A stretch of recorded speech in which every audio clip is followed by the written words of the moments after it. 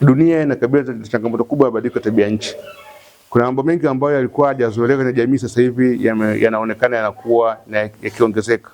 Kwa mfano, tumeona ukame, tumeona malisho ya mifugo yanaendelea kupungua, tumeona samaki wanaendelea kupungua, mvua zinanyesha yani kinyume cha ambapo imezoeleka, misimu iliyozoeleka. Tumeona bado kuna matumizi makubwa ya zebaki katika migodi katika kanda ya Ziwa. Lakini vile tumeona bado kuna changamoto ya uvuvi haramu na watu kutumia sumu katika uvuvi. Yote haya ni masuala ya kimazingira na yamekuwa na athari kubwa kwa jamii. Sasa TCRDC na MIPAC tumeona kuna umuhimu sasa kuwajengea uwezo wa wanahabari waweze kufanya habari za uchunguzi katika haya maeneo yote, kuhakikisha kwamba wananchi wanakuwa salama. Lakini vile kwa sababu taasisi zote hizi zinafungamana na masuala ya haki za binadamu, tunaamini kabisa kama mtu atapata madhara kutokana na uharibifu wa mazingira, tayari haki yake ya kuishi inakuwa imechukuliwa na mtu mwingine. Kwa hiyo ndio maana tukaandaa mafunzo na tunaamini wanahabari wa kanda ya Ziwa waliopata mafunzo watakuwa chachu katika maeneo mengine.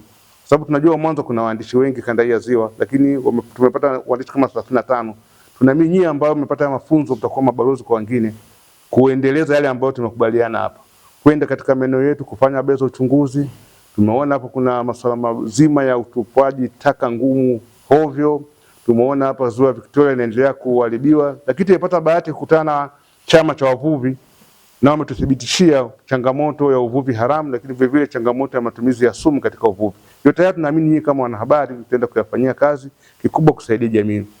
Lakini katika mafunzo yetu tumesema yanaambatana na masuala mazima ya usaidizi wa masuala ya kisheria.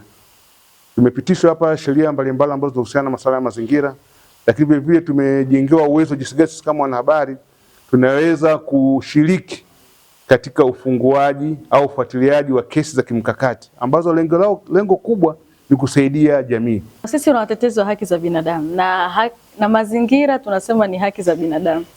Ili mwanadamu aweze kupata haki zake halisi lazima aishi katika mazingira safi na salama. Kwa hiyo tunaona kwamba haki ya uhai hauwezi ukaitenganisha na mazingira. Na ndio maana tunasema haki za kimazingira ni eneo kubwa katika juhudi zetu sisi katika swala zima la kuhakikisha kwamba utetezi wa haki za binadamu unaweza kumfikia kila mmoja, hasa katika wananchi katika ngazi mbalimbali. Na vile vile tunawaona waandishi wa habari kama watetezi wa haki za binadamu. Na katika hilo tunaona kwamba pia mazingira bado kuna waandishi wengi wanapenda kuripoti habari nyingi, lakini katika swala la mazingira bado waandishi hawaripoti katika upana wake. Na tunatamani waandishi wa habari waone eneo la uandishi katika haki za kimazingira ni jambo muhimu, ni jambo ambalo wanahitaji kutilia mkazo. Tunatamani sana mafunzo haya yakawe chachu, tuweze kuwa na ongezeko kubwa la taarifa za kimazingira. Lakini huu ni mchakato wa makusudi kuhakikisha kwamba hizi jitihada zinazofanywa na watetezi wa haki za binadamu kwa upande wa mazingira au waandishi wa habari wanaoandika na kuripoti kwenye upande wa mazingira, kwamba hizi taarifa zinakuwa documented, zinaratibiwa na zinaonyeshwa kwa jamii ili kwamba ziweze kuleta matokeo chanya na ya muda mrefu. Kama tunavyojua masuala ya kimazingira sio masuala yetu tu sisi peke yetu, lakini ni masuala ya umma, lakini vile vile yanahusisha haki za kwetu na haki za vizazi vijavyo. Kwa hiyo sio tu ni program, hapana.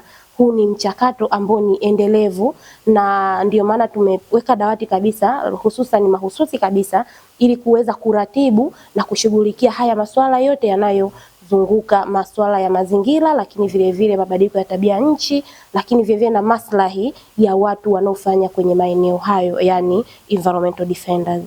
Na ninashukuru kwa mafunzo haya ya siku mbili ambayo tumepatiwa na TCRDC na MIPAC, ambayo imetupitisha sasa kwenye namna gani tunaweza tukaripoti habari za uchunguzi upande wa mazingira. Na kikubwa zaidi ambacho imetuongezea sisi kama wanahabari ni kuzingatia pia sheria zinasemaje upande wa mazingira wakati tutapokuwa tunazalisha zile habari zetu.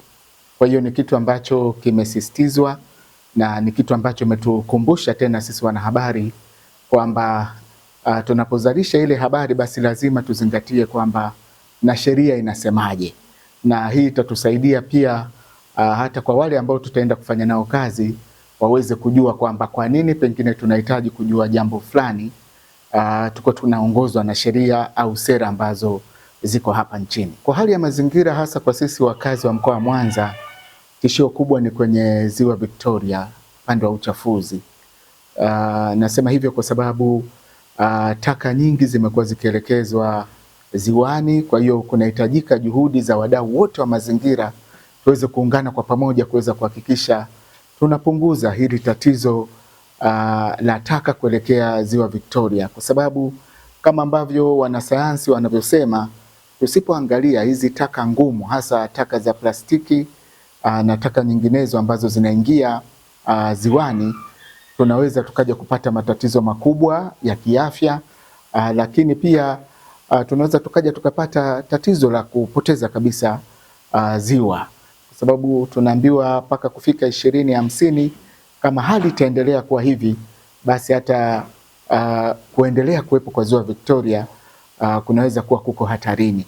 Kwanza yametujengea uwezo wa kufahamu sheria zinasemaje kuhusiana na swala zima la mazingira, lakini pia linawapa mwanya mkubwa wa waandishi kujiamini katika kuandika habari zao, kwa sababu mwanzo watu wanakuwa na hofu, hawafahamu kwamba haki zao ni zipi wakati wa uandishi. Mfano, tumeona watu wengi wakitolea mfano kwamba mtu anaenda kwenye vyanzo vya maji, mfano kama Ziwa Victoria, mtu anaandika habari, anaulizwa unaandika habari kwa sheria ipi? Lakini kupitia mafunzo haya tumepata wigo mkubwa wa kufahamu kwamba tuna haki na tuna sheria ambazo zinatulinda sisi kama waandishi, kuripoti kwa umma, kufahamu athari na madhila mbalimbali ambayo jamii inaipata kulingana na mazingira tulionayo.